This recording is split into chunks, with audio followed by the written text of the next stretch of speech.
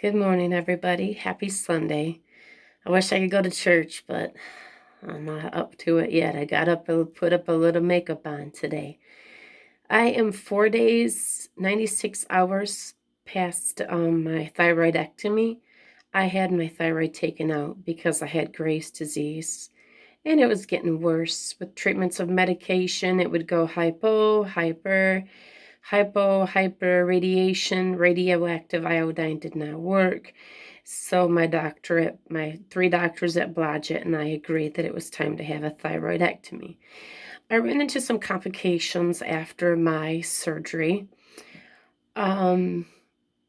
It was not anesthesia related. I was in recovery, and the nurse had stayed with me the entire time, and I got back to my room. And of course, the general anesthesia wears off and you have some of your pain. So what happened was I was slowly being suffocated by a hematoma that was getting larger and larger and larger. So what happens that sometimes there's complications after thyroid surgery. So it's only a 1% chance. So those of you who are considering getting it, just don't be scared, okay? So what happened to me is I get back after my room after being in several hours of recovery with the nurse who stayed by my side. I get back to my room and I develop severe pain on this side of my neck. And it was getting difficult, like almost like a panic attack. Like I can't swallow, I can't breathe real well, and my voice was getting very distorted, kind of like I don't even know how to describe it. And it was actually scary. It was giving me like a panic attack. And they said, well, try laying flat. That didn't work. I tried to sit up. Everything, it was really getting bad. My neck was profusely swelling very severely in a rather quickly pace. During this time, the RN, had paged the doctor to come back, the resident who had done the resident who had done my surgery. He came back in rather quickly. They called this scoot team in. I had respiratory. I had the ICU doctor in there. I had the pharmacy. I had so many people in there. I was struggling to breathe. It was life-threatening. And the reason why they have these steri strips up here is they don't go from the outside.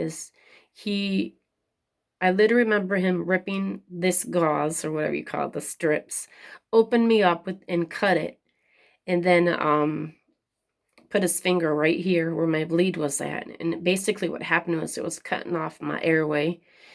And he opened up my ability to breathe. And I had to be intubated immediately to go back into emergency surgery to get that recauterized. And basically what it was just the hematoma that was slowly, rather quickly, suffocating me. We don't know if it was because I laid my head back or if I turned my head a little bit. But before surgery, the nurse had asked me, so what, do you have an advance directive and do you have a will? And I said, everything's all in place. My children and family already know that if something were to happen to me, I know I'm going to go see Jesus. It's not my timing. He didn't want me to go see him yet. She said, you're pretty brave. I said, no, it's not my brave. It's because of the faith that I have. So it's taken me a little bit longer. I will be on soft foods for a while. I get tired easy. I had to stop my bariatric medication. I had the bariatric surgery in 2011. That saved my life pretty much. And I had to stop my vitamins for about a week. And so my hematocrit and my hemoglobin had dropped. So I'm trying to get that back up. Campbell soup, yeah, they're some of the best. I thank you, everybody, for your prayers. It's been something.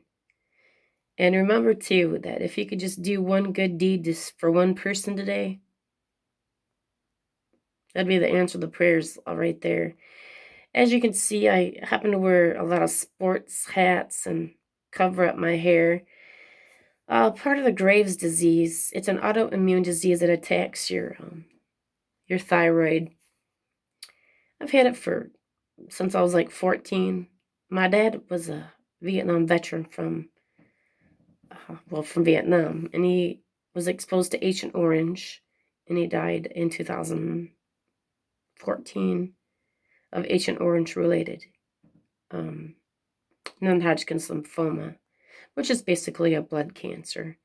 So they all are looking into seeing if my disease could have been related to this because of my father, and there are the mothers and the daughters and the sons have had some autoimmune disease, so they're still looking into it.